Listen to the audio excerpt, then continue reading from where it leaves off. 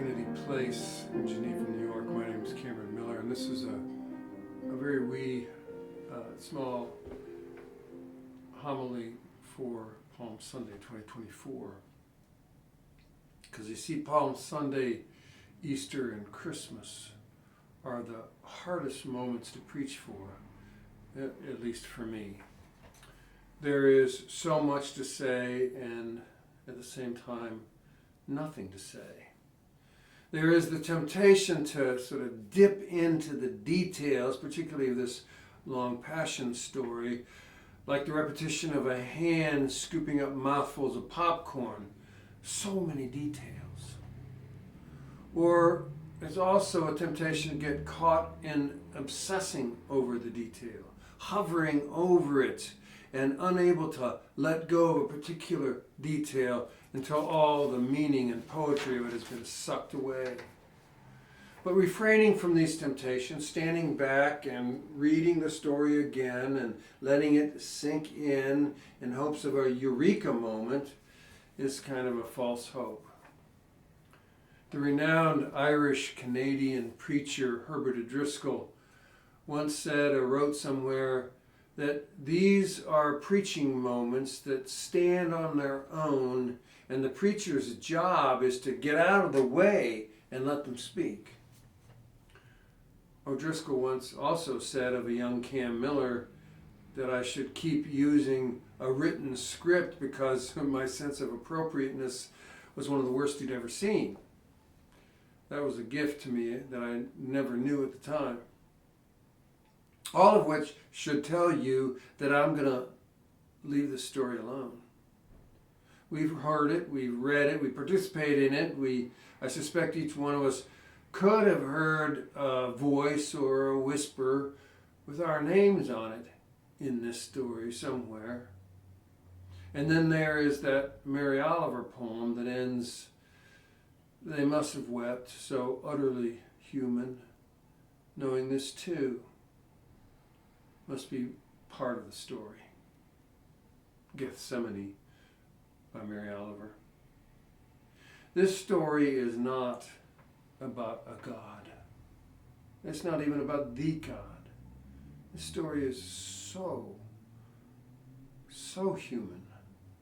It drips with humanity, and it weeps with grief, and it weeps with failure and loss and betrayal and cruelty and domination and shattered dreams and expectations. All of us have known them.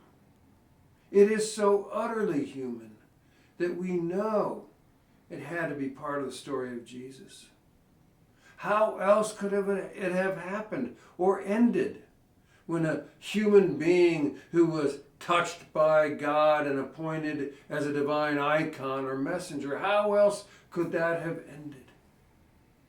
I do not think we need to worry about what Messiah means or its Latinized Christ.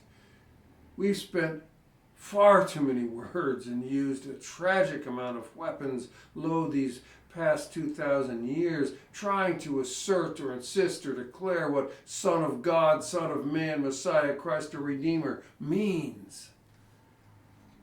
What we know from this story and from the headlines and from our own internal anger, hatred, and violent proclivities is that when God gets involved, we throw a temper tantrum. We get self-righteous and violently defend what is ours and what we want. Just look at what's happening in Israel and Gaza, Sudan and Ukraine. Do we imagine that if we were an intimate part of one of those stories, we would not be armed to the teeth or supporting those who are armed and killing to protect and defend what they think is theirs? And what is the alternative to being armed and killing?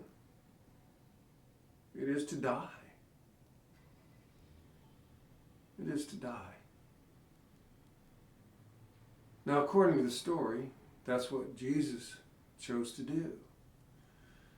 And so this story is a meditation or contemplation upon those two sides of the human experience.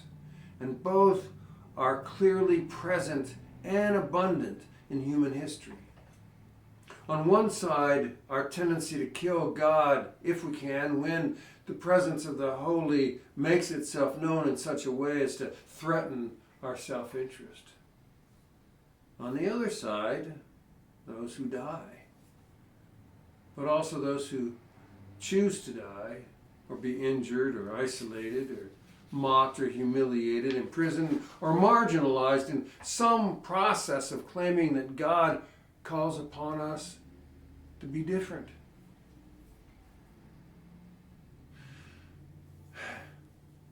In the telling of human history, there are millions of examples of choosing to die or be relegated to silence.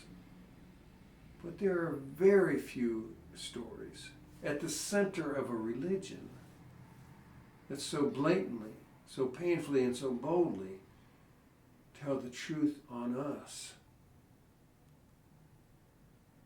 Our story does. There is so much that could be said about all that. And like anyone with even an ounce of humility, I recognize that I haven't even begun to fathom or understand it.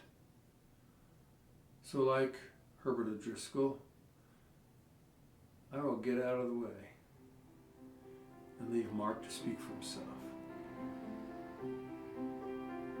Here's the gospel.